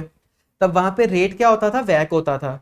बट यहाँ पे हमें एक ऐसा रेट कैलकुलेट करना है जिससे ये दोनों चीजें बराबर आ जाएं, इनफ्लो भी सेम हो आउटफ्लो भी सेम हो, दोनों की प्रेजेंट वैल्यू सेम हो। अच्छा सर, ये कैसे कैलकुलेट करेंगे? अगर आपका PV of C I is equal to PV of CO, तो जो रेट पे आपका एनपीवी 0 है वो क्या हो गया? आपका आईआरआर रेट हो गया। ठीक है सर, समझ आया। इसको निकालना कैसे है? हिट एंड ट्रायल मेथड से निकालेंगे। अगर तो आपके पास क्वेश्चन साइलेंट है तो आपको हिट एंड ट्रायल मेथड करना है, इंटरपोलेशन यूज करना है। इंटरपोलेशन कैसे करते हैं सर? वो हमने ऑलरेडी सीखा हुआ चैप्टर नंबर 4 में। नहीं सीखा तो फिर हम यहाँ पे जब क्वेश्चंस करेंगे सुपर 30 क्वेश्चंस, आप तब सीख लेना। ठीक है सर। सर डिस्काउंट रेट अगर क्वेश्चन में गिवन है, कई बार क्या होता है आईसीआई ने नीचे टेबल दे रखा होता है कि 10% के ये रेट्स हैं, 15% के ये रेट्स हैं, तो इसका मतलब वो आपको हिंट दे रहा है कि जो आपको डिस्काउंटिंग करनी है वो आपको इन दोनों रेट्स को यूज करके करनी है, और फिर वो दोनों रेट्स को लोअर रेट हायर रेट मान के आप लोग इंटरपोलेशन करके अपनी आईआरआर रेट्स निकाल सकते हो। ठीक है सर, समझ आया। सर इसमें डिसीजन मेकिंग कैसे होगी? मान के चलो अगेन आपका आईआरआर रेट आया 18%, मैनेजमेंट बोल रही है कि 15% कट ऑफ है। सर बढ़िया काम कर रहे हैं, हमारे कैश इनफ्लो ज़्यादा सही चल रहे होंगे तो ये काम करके आएंगे। बट सर अगर खराब हुआ, मेरा सिर्फ 12% था, मैनेजमेंट तो बोल रही है 15% लेके आओ, तो फिर उस केस में हम ये काम नहीं करेंगे, हम कर देंगे रिजेक्ट। ठीक है सर, समझ आ गया। आगे चलो।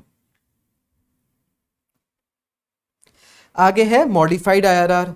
सर आईआरआर तो भी आपने समझाया था, ये मॉडिफाइड आईआरआर क्या भला है? देखो आईआरआर में हम क्या कर रहे थे, अगर मैं यहाँ पे जस्ट एक बार आपको क्विकली बताऊं, मेरे पास यहाँ पे प्रेजेंट वैल्यू कैश आउटफ्लो था, मान के चलो ये टाइमलाइन है ईयर 0, 1, 2, 3, ईयर 4। ठीक है सर, ये था। और यहाँ पे जो मेरे कैश इनफ्लोज थे, कैश इनफ्लो, इन सब की ना मैं प्रेजेंट वैल्यू निकाल रहा था। ठीक है, उस रेट पे, जिस रेट पे present value cash inflow equal हो जाए प्रेजेंट वैल्यू कैश आउटफ्लो के।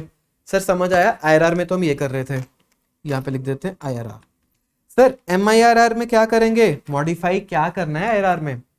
इस केस में देखना, जब भी एमआईआरआर कैलकुलेट करोगे सबसे पहले तो हम करेंगे कंपाउंडिंग, फिर हम करेंगे डिस्काउंटिंग। बस आप ये चीज याद रखना, एमआईआरआर में सबसे पहले हम करेंगे कंपाउंडिंग, फिर हम करेंगे डिस्काउंटिंग। अच्छा मान के चलो अब सेम एग्जांपल है, यहाँ पे ईयर 0, यहाँ पे कैश आउटफ्लो हो रहा है, यहाँ पे cash inflow, cash inflow, cash inflow, cash inflow. अच्छा अब हम लोग क्या करेंगे, सबसे पहले करेंगे कंपाउंडिंग। सर आपने अभी तो बताया, तो जो भी आपके कैश इनफ्लोज हैं इसकी यहां पे आप करोगे कंपाउंडिंग। इसकी तो ऑलरेडी यहीं पे होगी वैल्यू, तो इसको कंपाउंड करने की जरूरत नहीं पड़ेगी। अच्छा सर, इसकी कंपाउंडिंग कितने सालों के लिए होगी? 1 साल, 2 साल, 3 साल। 3 सालों के लिए इसकी कंपाउंडिंग। सर 1 साल, 2 साल, 2 सालों के लिए इसकी कंपाउंडिंग, 1 सालों के लिए इसकी कंपाउंडिंग। इस ये ना कई बार बच्चे गलती कर जाते हैं, इसलिए मैं थोड़ा डिटेल में बता रहा हूँ। सबसे पहले आप क्या करके आओगे? कंपाउंडिंग करके आओगे। ईयर्स कितने लेने हैं उसकी कैलकुलेशन कैसे करनी है वो भी मैंने आपको बता दिया। अच्छा सर, अब क्या करेंगे? अब हमारे पास ना, जब ये कर लिया आपके पास, यहाँ पे एक फ्यूचर वैल्यू आ गई जो कि एक सिंगल वैल्यू होगी। क्यों? जब आपने ये निकाला, ये निकाला, ये निकाला, इन सब का हम क्या करेंगे टोटल, जो कि आपके पास क्या होगी? एक सिंगल फ्यूचर वैल्यू होगी। सर अब एक बस छोटा सा काम और करना है, आपका MIRR डन हो जाएगा। अब आपको एक ऐसा रेट फाइंड करना है जो रेट से ये वाला कैश आउटफ्लो और जो ये सिंगल कैश इनफ्लोज हैं ये इक्वल हो जाएं। ओके सर, आपने अब समझाया MIRR। आज तक तो ये हमारे लिए कंफ्यूजन था, आपने बहुत क्लियर कर दिया हमें क्या करना है। सबसे पहले तो हम करेंगे कैश इनफ्लोज की कंपाउंडिंग, एक रेट निकालेंगे, सिंगल रेट निकालेंगे। उस सिंगल रेट के लिए फिर हम एक IRR रेट ऐसा फाइंड आउट करना चाहेंगे जिससे ये दोनों इक्वल हो। अच्छा सर, अब एक चीज बताओ कि जब हमें कंपाउंडिंग करनी है तब रेट कौन सा यूज करना है? तब रेट आपको IRR वाला बिल्कुल नहीं यूज करना है। तब रेट कौन सा होगा? सर क्वेश्चन में कहीं ना गिवन होगा। जब आप क्वेश्चन जाओगे ना, क्वेश्चन आपको बता देगा कि आपका री इन्वेस्टमेंट रेट ये चल रहा है जिसमें आप री इन्वेस्टमेंट कर सकते हो। या फिर क्वेश्चन में मान लो अगर वैक बताया या अपॉर्चुनिटी रेट बताया, कोई भी ऐसा रेट बताया जो क्वेश्चन में गिवन था, उस रेट पे आप कंपाउंडिंग करके आओगे। और ये रेट तो हमें फाइंड आउट करना है। ये रेट को हम क्या बोलते हैं सर? MIRR rate. समझ आया? ठीक है सर, अब ये बताओ MIRR बनाया क्यों था? जब IRR अपने पास ऑलरेडी था तो फिर MIRR बनाने की क्या जरूरत थी? डिटेल चर्चा तो रेगुलर बैच में करना संभव है, यहां पे मैं एक बार क्विकली आपको बता देता हूं। क्यों? कि बिकॉज ऑफ री इन्वेस्टमेंट एजम्पशन। सर अब ये री इन्वेस्टमेंट एजम्पशन क्या है? देखना, MIRR में हमने यहाँ पे बोला था कि जब ये री इन्वेस्टमेंट हो रहा है तो फिर सर वो तो हो रहा है वैक पे या अपॉर्चुनिटी रेट पे। अच्छा, बट जो IRR रेट है वो मान के चलता है कि जब आप री इन्वेस्टमेंट कर रहे थे, इसमें अगर री इन्वेस्टमेंट करोगे तो फिर वो IRR रेट पे होगी। सर थोड़ा सा कंफ्यूजिंग है, मैं मानता हूं, इसको क्विकली बता पाना थोड़ा सा डिफिकल्ट है। आप एक बार ये टेबल पे आ जाओ। सर MIRR के केस में जब भी हम री इन्वेस्टमेंट कर रहे हैं तो डिस्काउंट रेट पे कर रहे हैं, वैक पे कर रहे हैं। बट सर जब डिस्काउंटिंग करेंगे तब तो सर IRR रेट पे करेंगे ना। ठीक है, री इन्वेस्टमेंट डिस्काउंट रेट पे हमने समझा, डिस्काउंटिंग IRR रेट पे।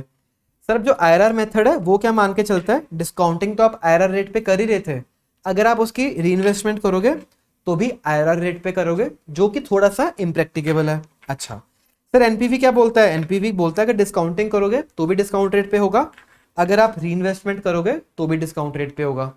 ठीक है सर, चलो आगे।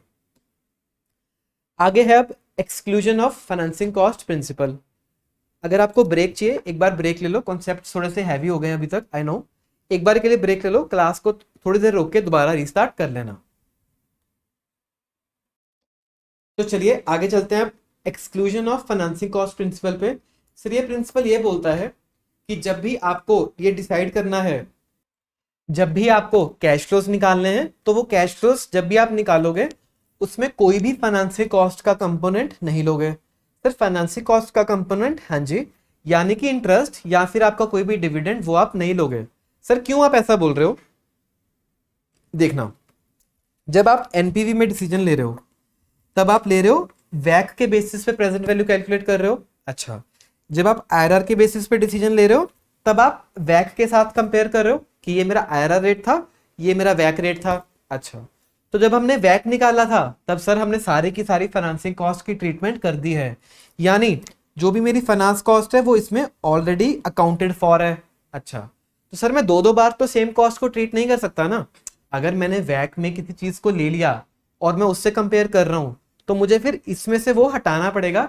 इसीलिए जब भी हम यहाँ पे अकाउंटिंग कैश फ्लोज निकालेंगे तब आपको फाइनेंसिंग कॉस्ट जो भी है उसको एक्सक्लूड करना है। अच्छा सर ये कैसे करेंगे एक्सक्लूड? सबसे इजी ऑप्शन रहता है आप प्रॉफिट आफ्टर टैक्स जो भी आपको गिवन है, जैसे हमने उसमें ऐड डेप्रिसिएशन किया था, सिमिलरली यहाँ पे आप इंटरेस्ट कॉस्ट ऐड कर दो net of taxes. Sir net of taxes क्यों किया? क्योंकि सर आपको उस पर टैक्स तो पे करना ही पड़ेगा ना। एक चीज समझना मेरी, 100 रुपये आपने अगर इंटरेस्ट पे किया, ठीक है, ओके, तो सर यहाँ पे आप जब ऐड करोगे ना 100 इंटू 1 माइनस 0.30 करके सिर्फ 70 ऐड करोगे। क्यों? क्योंकि जो 30 है वो तो आपका टैक्स ऑलरेडी पेड है, उससे आपके कैश फ्लोज नहीं इंपैक्ट होंगे, आपके सिर्फ कैश फ्लोज होंगे इंपैक्ट 70 से। तो आपको क्या करना है, PAT plus interest 1 minus tax. या फिर एक और ऑल्टरनेटिव है, कई बच्चे हो सकता है इसको फॉलो करते हो, ईबीआईटी में से सीधा टैक्स कम कर देना। हमने इंटरेस्ट ना माइनस किया ना प्लस करेंगे, आपके आंसर्स दोनों ऑल्टरनेटिव्स में आंसर सेम होते हैं, सही होते हैं। ठीक है जी, चलो आगे।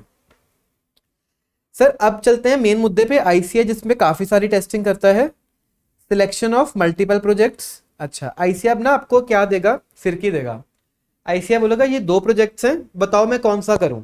आपको लग रहा होगा दोनों ही सही हैं, बट हमें चूज करके आना दोनों में से एक। तो सर वो क्या क्राइटेरिया है, कैसे मैं डिसाइड करूंगा कि मुझे ये काम करना है या फिर ये काम करना है? अच्छा, उसके लिए मैंने आपको पहले बताया था, अगर तो प्रोजेक्ट्स इंडिपेंडेंट है तो दोनों के लिए अलग अलग सोचो, इंडिविजुअली सोच लेना।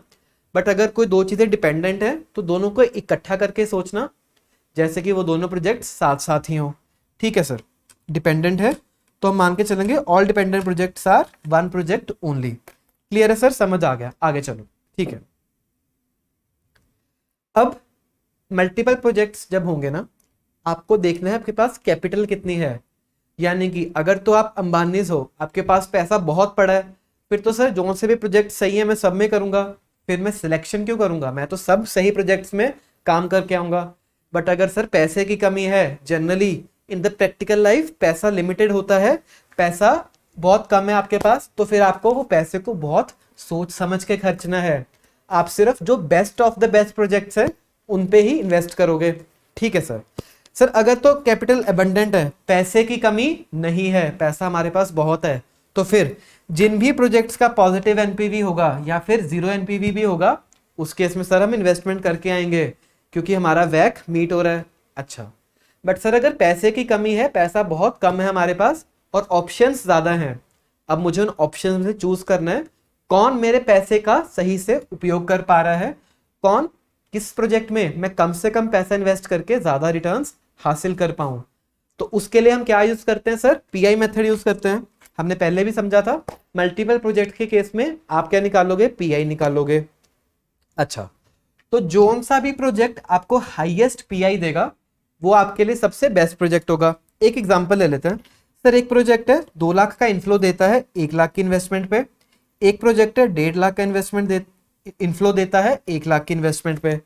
सर दोनों के एक बार मुझे पीआईज निकाल दो। सर इसका पीआई आएगा 2, इसका पीआई आएगा 1.5। इसका मतलब जिसका पीआई हाईएस्ट था 2, दैट इज बेटर। क्यों, समझना सर, इन्वेस्टमेंट तो दोनों में 1 लाख का किया, रिटर्न्स इसने ज्यादा दी, इसका मतलब अगर आपने पीआई निकाल दिया और हाईएस्ट पीआई में इन्वेस्ट किया तो आपका डिसीजन सही होगा। बिल्कुल ठीक है सर, समझ आ गया। सर पहले हम निकालेंगे प्रॉफिटेबिलिटी इंडेक्स पीआई, फिर चूज करेंगे प्रोजेक्ट्स जिनका हाईएस्ट पीआई है। बट सर लिमिटेशन है, सब नहीं चूज करते जाएंगे, हम जहां तक पैसा होगा वहीं तक काम करके आएंगे with in the investment amount available. मान के चलो अगर 5 लाख रुपया था मेरे पास, तो फिर मैं वहां तक ही इन्वेस्टमेंट कर सकता हूं जहां तक ये 5 लाख यूज हो जाएगा। सर अगर इन्वेस्टमेंट्स और भी हैं और उनका पीआई ग्रेटर देन 1 है तो फिर आपको वो छोड़ना पड़ेगा। क्यों, आपके पास पैसे ही नहीं है उसमें इन्वेस्टमेंट करने के लिए।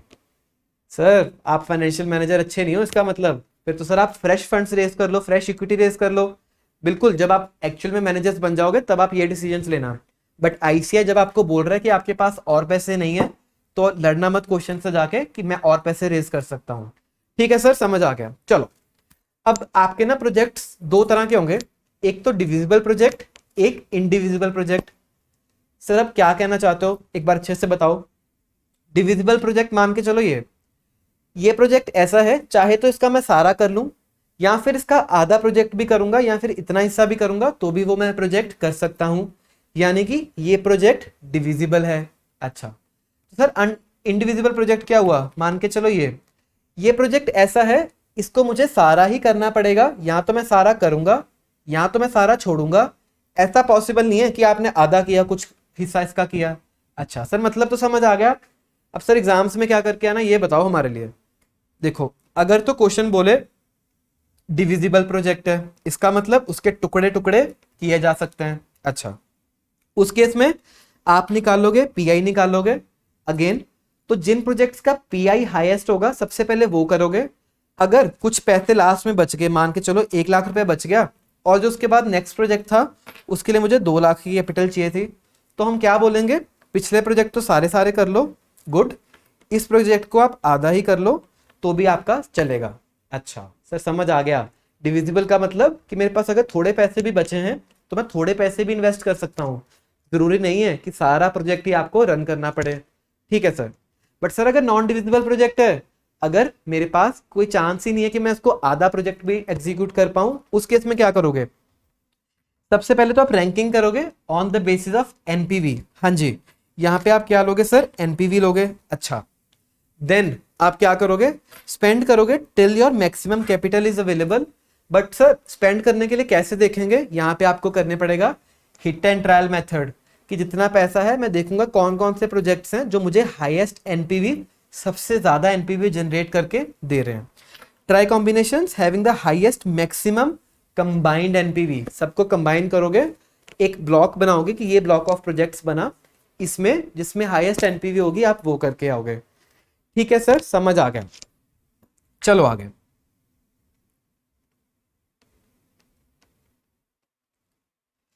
ठीक है, आगे कुछ एग्जम्पशंस की बात करते हैं क्विकली। जब आप ये वाला काम कर रहे हो, हमारी एक एग्जम्पशन रहती है कि जो प्रोजेक्ट है वो नॉन डिविजिबल है। क्वेश्चन साइलेंट है तो ये मत मान के आना कि उसके टुकड़े टुकड़े किए जा सकते हैं। अगर क्वेश्चन ने बहुत एक्सप्लिसिटली बोला कि वो डिविजिबल प्रोजेक्ट है, तभी वो डिविजिबल प्रोजेक्ट माना जाएगा। और अगर हम ये भी मानते हैं कि प्रोजेक्ट नॉन रिपीटेबल है, मतलब मैं एक प्रोजेक्ट को सिर्फ एक ही बार कर सकता हूं। क्यों, मान के चलो मेरे पास ये 3 ऑप्शंस है ना, अगर मेरे को तीनों में से क्वेश्चन बोल रहा है चूज करो, तो फिर यहाँ तो एक ऑप्शन थी कि मैं जो बेस्ट प्रोजेक्ट निकाल लूं उसको बार बार कर ही जाऊं, बट नहीं कर सकते क्योंकि हमारी assumption होती है एक प्रोजेक्ट को आप एक ही बार करोगे, नॉन रिपीटेबल प्रोजेक्ट है। ठीक है, बट सर अगर प्रोजेक्ट्स रिपीटेबल हैं, आईसीआई हो सकता है आपको फिर की ले, आईसीआई बोल दे कि ये प्रोजेक्ट को आप बार बार भी कर सकते हो, तो उस केस में हम क्या करेंगे, जो हाईएस्ट पीआई होगा, सबसे बेस्ट ऑफ द बेस्ट होगा, मैं उसी को करूंगा और उसी को ही बार बार करी जाऊंगा, या फिर उसी में ही एक्सपेंशन करूंगा। ठीक है सर, समझ आ गया। चलो अब आते हैं एक और, बस 2-4 टॉपिक्स और बचे हैं, छोटे छोटे ही हैं, वो भी ज्यादा लेंथी नहीं है, आपका चैप्टर हो जाएगा। अच्छा सर, अगर कॉन्फ्लिक्ट ऑफ रैंकिंग है, प्रोजेक्ट्स में एनपीवी बोल रहा है कि प्रोजेक्ट ए करो, एग्जांपल लेते हैं ए और बी प्रोजेक्ट है, एनपीवी बोल रहा है प्रोजेक्ट ए करो, आईआरआर के हिसाब से सर प्रोजेक्ट बी बेटर आ रहा है। सर ये तो कंफ्यूजन है, कौन सा मेथड लें कौन सा मेथड ना लें। आईसीआई ये आपका बहुत बार टेस्ट कर चुका है और उम्मीद है कि आपको ये क्वेश्चन आ जाए। अच्छा तो सर हमें एग्जाम में क्या करके आना है ये बताओ। उससे पहले पहले एक बार समझ लो कि ऐसा होता क्यों है, एनपीवी के रिजल्ट्स अलग क्यों आते हैं, आईआरआर के रिजल्ट्स अलग क्यों आ सकते हैं। सबसे पहले तो एनपीवी आपको पता है एब्सोल्यूट टर्म्स में आप निकाल रहे हो, एब्सोल्यूट प्रॉफिट देख रहे हो। आईआरआर क्या है सर, एक परसेंटेज टर्म्स है, तो सबसे पहले तो ये डिफरेंस है दोनों में। अच्छा और क्या फर्क है सर, एब्सोल्यूट साइज डिस्पैरिटी भी तो हो सकती है, क्योंकि जब आप एनपीवी एब्सोल्यूट टर्म्स पे निकाल रहे हो सकता है वो 1 करोड़ का प्रोजेक्ट है, जब आपने आईआरआर परसेंटेज टर्म्स पे निकाला हो सकता है वो सिर्फ 1 लाख का प्रोजेक्ट है ना। तो दोनों चीजों में फर्क हो सकता है, जिसकी वजह से आपके डिसीजंस अलग अलग हो सकते हैं। और बताओ सर, सर एक है स्क्वीनेस ऑफ कैश फ्लोज, क्यों, बिकॉज ऑफ दैट री investment rate assumption difference. Sir ये हमने ऑलरेडी थोड़ा सा टच अपॉन किया है, थोड़ा सा लेंथी हो जाएगा टॉपिक, बस आप ये मान के चलो कि अगर कोई प्रोजेक्ट ऐसा है जिसमें कैश फ्लोज स्टार्टिंग में ज्यादा हैं, हैवी हैं, और एक प्रोजेक्ट ऐसा है जिसके कैश फ्लोज बाद में हैवी हैं, तो उस केस में सर एनपीवी और आईआरआर में फर्क आ जाएगा, क्योंकि दोनों के री इन्वेस्टमेंट रेट की असम्पशन की डिफरेंस होती है। ठीक है सर, चलो आगे। सर अब बस ये बता दो एग्जाम में क्या करके आना है, रिवीजन बैच है, हमें एग्जाम से मतलब है अभी के लिए।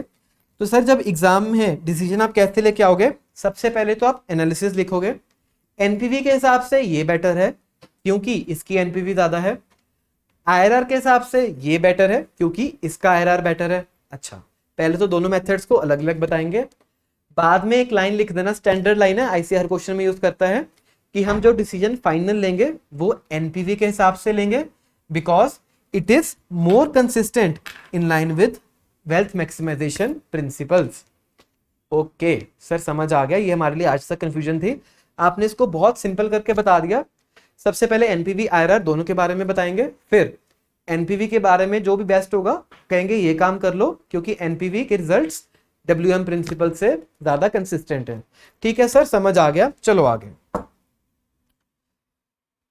बस खत्म होने वाला प्रोजेक्ट, मेरे साथ बने रहिए। ये सारा चैप्टर खत्म करने वाला है और हमने बहुत अच्छे से कवर किया है, सब कॉन्सेप्ट्स को डिटेल में टच किया है। अच्छा सर, अगर प्रोजेक्ट की लाइफ अनइक्वल है, कई बार हो सकता है कि मान के चलो एक प्रोजेक्ट आपका सर 3 इयर्स का है, एक प्रोजेक्ट मान के चलो आपका 6 इयर्स का है, तो सर उस केस में तो डिसीजन मेकिंग मुश्किल हो जाएगा, क्योंकि मैं एक काम तो ये वाला सिर्फ 3 सालों के लिए कर सकता हूँ, ये काम मैं 6 सालों के लिए कर रहा हूँ। How can I compare both of the things? तो उस केस में पहले आपको लाइफ को इक्वेट करना पड़ेगा। अच्छा तो सर कैसे करोगे? अगर तो लाइफ दूसरे प्रोजेक्ट की एग्जैक्टली डबल है, यानी कि जैसे मेरे केस में ये 3 साल था, इसका एग्जैक्टली डबल है, 2x है, तो सर आप क्या कर सकते हो? रिप्लेसमेंट मेथड कर सकते हो। इन एनी अदर केस मान के चलो एक प्रोजेक्ट 3 इयर्स, एक प्रोजेक्ट 5 इयर्स, या फिर इस केस में भी एक प्रोजेक्ट 3 इयर्स, एक प्रोजेक्ट 6 इयर्स, आप ये वाला मेथड लगा सकते हो। तो यानी ये वाला मेथड यूनिवर्सली एप्लीकेबल है, ये वाला मेथड लिमिटेड केसेस में ही एप्लीकेबल है। अच्छा चलो एक बार के लिए रिप्लेसमेंट मेथड भी क्विकली बता देता हूं, बट एग्जाम में इसी का ही क्वेश्चन आएगा और आपको यही क्वेश्चन करके आना है। तो रिप्लेसमेंट मेथड ये बोलता है कि ये प्रोजेक्ट अगर आपका 3 साल का है और ये 6 साल का है, तो हम मान के चलेंगे कि जो 3 साल वाला प्रोजेक्ट है उसको मैं 2 बार कर लूंगा। पहले 3 साल एक बार प्रोजेक्ट करूंगा, फिर जो बाद वाले 3 साल बचे उस प्रोजेक्ट को मैं दोबारा कर लूंगा, यानी कि वो प्रोजेक्ट्स मेरे रिपीटेबल हैं। अच्छा इसमें assumption सर ले लेंगे ना हम, प्रोजेक्ट्स क्या हैं? रिपीटेबल हैं। अच्छा जो प्रोजेक्ट विद हाफ लाइफ है उसको एक बार दोबारा कर लेंगे आफ्टर द फर्स्ट कंप्लीशन, जब पहली बार हो गया प्रोजेक्ट दोबारा फिर से कर लेंगे। सर एनपीवीज कैसे कैलकुलेट करेंगे? प्रोजेक्ट 1 जब आप पहला रन कर रहे हो, पहली बार ही कर रहे हो, पहले आपके कैश आउटफ्लोज होंगे, फिर आपके कैश इनफ्लोज होंगे। अच्छा एक बार कर लिया, फिर जब आप दूसरी बार फिर से करना चाहोगे, पहले आपके कैश आउटफ्लोज हो जाएंगे रन 2 में, फिर आपके हो जाएंगे कैश इनफ्लोज। ओके सर समझ आया। और प्रोजेक्ट 2 वो तो आप एक ही बार कर रहे हो, तो वो single run cash outflow cash inflow लेके आप एनपीवी कर दोगे। ठीक है सर समझ आया। एक बार के लिए थोड़ा और क्लैरिफाई कर दूं, जो ये आपका कैश आउटफ्लो है वो तो होगा ईयर 0 पे, और ये कैश आउटफ्लो होगा आपका ईयर 3 के एंड पे, क्योंकि वो 3 साल बाद कर रहे हो। तो जब भी आप एनपीवीज निकालोगे ये ईयर बहुत इंपॉर्टेंट है, क्योंकि आपके डिस्काउंट रेट वैसे लगेंगे। ठीक है सर समझ आया। सर इसमें डिसीजन मेकिंग कैसे करेंगे? जिसका हाईएस्ट एनपीवी वो हम ले लेंगे। क्लियर है सर? सर अब इस पे आ जाओ, एग्जाम में तो यही इंपॉर्टेंट है, फटाफट ये बता दो। अच्छा इसमें सबसे पहले तो हम कैलकुलेट करेंगे नॉर्मल एनपीवी। लाइफ अलग अलग है, हमें अभी तक फर्क नहीं पड़ता, जैसे आप पहले नॉर्मल एनपीवी कर रहे थे कैलकुलेट वैसे ही करोगे। अच्छा उसके बाद हम ना एक एनुअलाइज्ड एनपीवी निकाल लेंगे। एनुअलाइज्ड एनपीवी क्यों निकाल लेंगे? क्योंकि दोनों की जब लाइफ अलग अलग थी तो मैं वो एनपीवी को एनुअलाइज्ड बेसिस पे कर दूंगा, ताकि अगर उनकी लाइफ अलग अलग थी उसका मैं इफेक्ट कैंसिल आउट कर सकूं। Okay sir. सर ये करेंगे कैसे? जो भी आपने एनपीवी निकाला, मान लो एनपीवी प्रोजेक्ट 1, ठीक है, एनपीवी प्रोजेक्ट 2, तो इसको ना आप डिवाइड करके आओगे, जो भी आपका प्रेजेंट वैल्यू एन्युटी फैक्टर है according to the life of that project. अच्छा तो क्या कहना चाहते हो? मान के चलो 15% आपका डिस्काउंट रेट था और इसकी लाइफ 3 इयर्स है, 15% 3 इयर्स के हिसाब से जो आपका प्रेजेंट वैल्यू एन्युटी फैक्टर आया उससे आप इसको डिवाइड कर दोगे, और 15% मान के चलो कि 6 इयर्स लाइफ थी, तो जो भी एन्युटी फैक्टर यहाँ पे आया वो आप इस एनपीवी को डिवाइड कर दोगे। ओके गॉट इट सर समझ आया। हम क्या करेंगे? एनुअलाइज्ड एनपीवी निकालेंगे बाय डिवाइडिंग अबव जो आपने यहाँ पे निकाला with the present value annuity factor of each project basis their respective life. जो जो उनकी लाइफ थी उस हिसाब से करेंगे। ठीक है सर समझ आया। अब क्या करना है? अब आपके पास एक आंसर इसका आ जाएगा, एक आंसर इसका आ जाएगा, जिसका भी हाईएस्ट होगा वो हम प्रोजेक्ट करके आएंगे, हम उसको क्या बोलते हैं? Highest annualised NPV. क्लियर है सर, समझ आ गया। अगर प्रोजेक्ट्स की लाइफ अनइक्वल है तो अभी हमें क्या करके आना है। ठीक है जी, चलो अब कुछ एक ना रैंडम पॉइंट्स पे डिस्कस कर लेते हैं। आईसीआई जो आपको टेस्ट करता है डिफरेंट क्वेश्चंस में आईसीआई ने क्या ट्रीटमेंट की है। मोटे मोटे कॉन्सेप्ट सब चैप्टर के हो गए, बट क्योंकि मैंने जो मल्टीपल क्वेश्चंस करे हैं उसमें से जो पॉइंट्स निकल के आए वो आपके लिए मैंने यहाँ पे लिख दिए हैं। तो अगर आप वो सारा क्वेश्चन ना भी करोगे, आपने पॉइंट्स पढ़ लिए, आपके वो आंसर सही होने चाहिए। अच्छा, अगर क्वेश्चन में देखना डेट या रीपेमेंट इज गिवन, मतलब आप लोन या रीपेमेंट कर रहे हो, डेट की रीपेमेंट का स्केड्यूल गिवन है, या तो उसने टाइमलाइन बता दिया कि आप इसकी रीपेमेंट करोगे, तब आप मान के चलना जो लोन है सिर्फ एक आउटसाइडर लायबिलिटी है। अच्छा, इंटरेस्ट ऑन लोन सर आप एज अ कॉस्ट लोगे, उसका आप खर्चा मानोगे, और सिर्फ आप इक्विटी पर्सपेक्टिव से करोगे, यानी कि इसमें आप वैक नहीं सोच रहे, फिर सिर्फ आप इक्विटी ओनर्स के पर्सपेक्टिव से सोच रहे हो, केई के पर्सपेक्टिव से सोच रहे हो, और इंटरेस्ट ऑन लोन वगैरह आप ले लोगे। अच्छा सर, इस केस में फिर इसका मतलब कहना चाह रहे हैं no financing cost exclusion principle for debt. ठीक है सर, ये क्वेश्चन एक आधा ही है, बहुत रेयर आपको ये ट्रीटमेंट करनी पड़ेगी। Generally exclusion of financing cost का प्रिंसिपल आपका चलता है। ठीक है सर, चलो आगे। अगर क्वेश्चन में आपका स्टॉक लेवल चेंज हो रहा है, यानी कि आपको बैलेंस शीट गिवन है और आपका स्टॉक लेवल हर साल प्लस माइनस हो रहा है, इसका मतलब क्वेश्चन आपको हिंट दे रहा है कि आपकी वर्किंग कैपिटल में प्लस माइनस हो रहा है। तो जब भी आपकी एडजस्टमेंट होगी कैश फ्लोज की, आप वो वर्किंग कैपिटल की एडजस्टमेंट भी करके आओगे। Hint of changes in working capital. ठीक है सर। सर अगर मेरे पास पीबीटी नेगेटिव आया तो उस पर टैक्स कैलकुलेट करके आना है?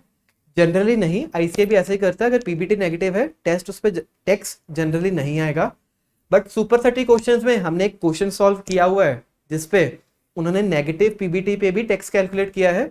तो जब आप सुपर 30 क्वेश्चंस की सीरीज देखोगे आपको उस क्वेश्चन के बारे में पता चल जाएगा। ठीक है sir. Ignore tax on salvage value, यानी कि जो आपका कैपिटल गेन या कैपिटल लॉस लास्ट में हो रहा है उसको जनरली आप इग्नोर करोगे जब तक क्वेश्चन ने आपको स्पेसिफिकली नहीं बोला कि आपको कैपिटल गेन पे भी टैक्सेस लेने हैं। अच्छा सर, चलो अब 3 सिनेरियोस की बात कर लेते हैं। सर जब तो सीआई और सीओ यानी कि कैश इनफ्लो और कैश आउटफ्लो दोनों चेंज हो रहे हैं, सर उस केस में ना हम एनपीवीज देखेंगे, जिसका एनपीवी हाईएस्ट होगा हम वो करके आएंगे। बहुत बढ़िया, अब तक हम यही कर रहे थे। बट एक स्पेसिफिक क्वेश्चन है जिसमें क्वेश्चन क्या बोलता है, आपका जो कैश आउटफ्लो है दोनों में सेम है, फर्क किस में है? कैश इनफ्लो में है। अच्छा, तो सर फिर मैं क्या करूंगा, जिस भी प्रोजेक्ट में मेरा कैश इनफ्लो हाईएस्ट है, present value of cash inflow highest है, मैं वो करके आऊंगा। तो इस केस में आपको आउटफ्लोज देखने की जरूरत नहीं है क्योंकि दोनों सेम है अंडर बोथ द सिनेरियोस। अच्छा सर, अगर कैश इनफ्लो मेरा सेम है तो फिर उस केस में आप कैश आउटफ्लोज कंपेयर करके आना। बट सर इस केस में जिसमें भी प्रोजेक्ट का कैश आउटफ्लो कम होगा वो आपके लिए बेटर प्रोजेक्ट होगा। तो यहाँ पे आप इनफ्लोज इग्नोर कर सकते हो, लोअर कैश आउटफ्लो आप एक्सेप्ट कर सकते हो। ठीक है सर। अब बात करते हैं सिनेरियोस की। कई बार क्वेश्चन आपको सिनेरियोस देगा कि पेसिमिस्टिक सिनेरियो है, मोस्ट लाइकली सिनेरियो है, ऑप्टिमिस्टिक सिनेरियो है। सर जब ऐसे सिनेरियोस हैं तो कई बार क्वेश्चन आया जब उसने प्रोबेबिलिटी भी दी है आपको कि इन तीनों सिनेरियोस के होने की क्या क्या प्रोबेबिलिटीज हैं, और कई बार वो प्रोबेबिलिटीज नहीं दे रहा। अच्छा, तो जब तो उसने आपको प्रोबेबिलिटी नहीं दी तब आप एनपीवी तीनों के केसेस में अलग अलग प्रॉपर कैलकुलेट करके आओगे, कोई भी एक्सपेक्टेड नहीं करके आएगा। अच्छा, विदाउट प्रोबेबिलिटीज है कैलकुलेट करोगे एनपीवी सबका सेपरेटली। अच्छा, बट अगर क्वेश्चन ने इन तीनों सिनेरियोस की प्रोबेबिलिटीज दे दी तो सर हम सबको आता है इन तीनों सिनेरियोस का cash flow multiplied by there probabilities हमारे पास आ जाएगा एक्सपेक्टेड कैश फ्लो। तो जो वो एक्सपेक्टेड कैश फ्लो है आप उसकी प्रेजेंट वैल्यू करोगे तब आपके पास एक सिंगल एनपीवी निकल के आएगी जो होगी आपकी एक्सपेक्टेड एनपीवी। एक्सपेक्टेड एनपीवी क्या है? Present value of cash outflows. Cash flows क्या लोगे? प्रोबेबिलिटीज को मल्टीप्लाई करोगे cash flow in each scenario. ठीक है सर, चलो चैप्टर हो गया हमारा डन। एक बार ये लास्ट में मैंने 2 टेबल्स बनाए हैं आपके क्विक रिवीजन के लिए। अगर तो सर सिंगल प्रोजेक्ट का केस है तब आपको डिफरेंट मेथड्स में कैसे डिसाइड करना है। पेबैक, एआरआर या डिस्काउंटेड पेबैक में कट ऑफ रेट से आप कंपैरिजन करोगे। अगर कट ऑफ रेट से आप बेटर परफॉर्म कर रहे हो तो एक्सेप्ट करोगे, खराब परफॉर्म कर रहे हो तो रिजेक्ट करोगे। एनपीवी के केस में आप एब्सोल्यूट नंबर्स देखोगे, NPV greater than equal to 0 accept, less than 0 reject. ठीक है सर। IRR MIR के केस में क्या करोगे सर, इसमें आप वैक से कंपेयर करोगे। अगर मैं 18% कमा रहा हूँ, वैक मेरा 15% है, तो सर वो आप काम करके आओगे। क्लियर है सर, समझ आया? चलो, बट सर अगर मल्टीपल प्रोजेक्ट्स है फिर कैसे करना है? फिर आपको अगर तो पेबैक डिस्काउंटेड पेबैक है तो जितना लेस होगा वो बेटर है। लेस का मतलब आपका कम से कम टाइम पीरियड में इनिशियल इन्वेस्टमेंट रिकवर हुई तो वो आपके लिए बेटर है। बाकी सब मेथड्स में जितना हायर रिजल्ट आएगा, जितने आपकी हायर वैल्यूज आएंगी वो बेटर होती हैं। ठीक है सर, चल बस एक लास्ट टॉपिक है, इन्वेस्टमेंट डिसीजन का ही टॉपिक है, whether to invest in bond और शेयर या आप बेचो। इसका मतलब आपको क्या गिवन होगा, शेयर का एक तो रेट गिवन होगा, यहाँ डेट का रेट गिवन होगा, करंट मार्केट प्राइस। एक आपको क्वेश्चन बोलेगा इसकी इंट्रिंसिक वैल्यू निकाल दो, यानी कि प्रेजेंट वैल्यू निकाल दो कैश फ्लोज की। तो अगर फिर हम इन दोनों को कंपेयर करेंगे, देखेंगे ओवर वैल्यूड है या अंडर वैल्यूड है, उस हिसाब से बाय या सेल का डिसीजन लेंगे। अच्छा सर, अगर अंडर वैल्यूड है तो बाय कर लेंगे, ओवर वैल्यूड है तो सेल कर देंगे। बहुत बढ़िया। बट सर पता कैसे चलेगा अंडर वैल्यूड है या ओवर वैल्यूड है? उसके लिए 3 क्राइटेरियाज। पहला तो आप CMP को कंपेयर कर लो इंट्रिंसिक वैल्यू से, जैसे हमने यहाँ पे किया। सर इंट्रिंसिक वैल्यू क्या होता है? Present value of the cash flows. अच्छा, बॉन्ड के केस में present value of cash flows ले लोगे। सर डिस्काउंट रेट कौन सा यूज करना है? जो इन्वेस्टर का भी रिक्वायर्ड रेट है, या फिर अगर यील्ड गिवन है तो वो इन्वेस्टर की यील्ड निकाल के आप प्रेजेंट वैल्यू कर दोगे। ओके सर, अगर CMP of the bond given है तो बढ़िया कंपेयर करने के लिए। अगर सर CMP नहीं गिवन तो फिर आप यहाँ पे present values of cash flow करोगे, बट सर यहाँ पे आप क्या लोगे? यील्ड टू मैच्योरिटी लोगे। दोनों में फर्क है। IV के लिए आप लोगे इन्वेस्टर का रिक्वायर्ड रेट, इन्वेस्टर को क्या चाहिए, यहाँ पे आप लोगे यील्ड टू मैच्योरिटी या फिर YTM बोल लो। ठीक है सर, समझ आया? चलो सर, अगर NPV greater than equal to 0 for the investor है, इसका मतलब आप इन्वेस्टमेंट कर सकते हो, आपका NPV सही है। और अगर इन्वेस्टर का रिक्वायर्ड रिटर्न ज्यादा है YTM बॉन्ड से, तो भी आप इन्वेस्टमेंट कर सकते हो। ठीक है सर, समझ आया? चल, इस केस में आपको क्या करना है? कंपेयर करना है। अच्छा, यहाँ पे मानना अगर सपोज मेरी रिटर्न ज्यादा है, 18% है, YTM सर बॉन्ड सिर्फ 15% ही दे रहा है, इन्वेस्टमेंट करोगे? सर नहीं करेंगे, क्योंकि ये आपका नुकसानदेह है। सर अगर मैं 12% चाहता हूँ, बॉन्ड 15% दे रहा है, ठीक है, गो फॉर द इन्वेस्टमेंट। तो यानी कि अगर ये इन्वेस्टमेंट इन्वेस्टर का रिक्वायर्ड रिटर्न ज़्यादा है, YTM कम है, तो फिर सर आप क्या करके आओगे? रिजेक्ट करके आओगे इन दैट केस। क्लियर है सर, समझ आया? चलो आगे। शेयर के केसेस में कैसे करना है? हमने dividend discount model already discuss किया है चैप्टर नंबर 8 में, डिविडेंड डिसीजंस में। आप वहां पे जाके टॉपिक देख लेना, आपको सब समझ आ जाएगा।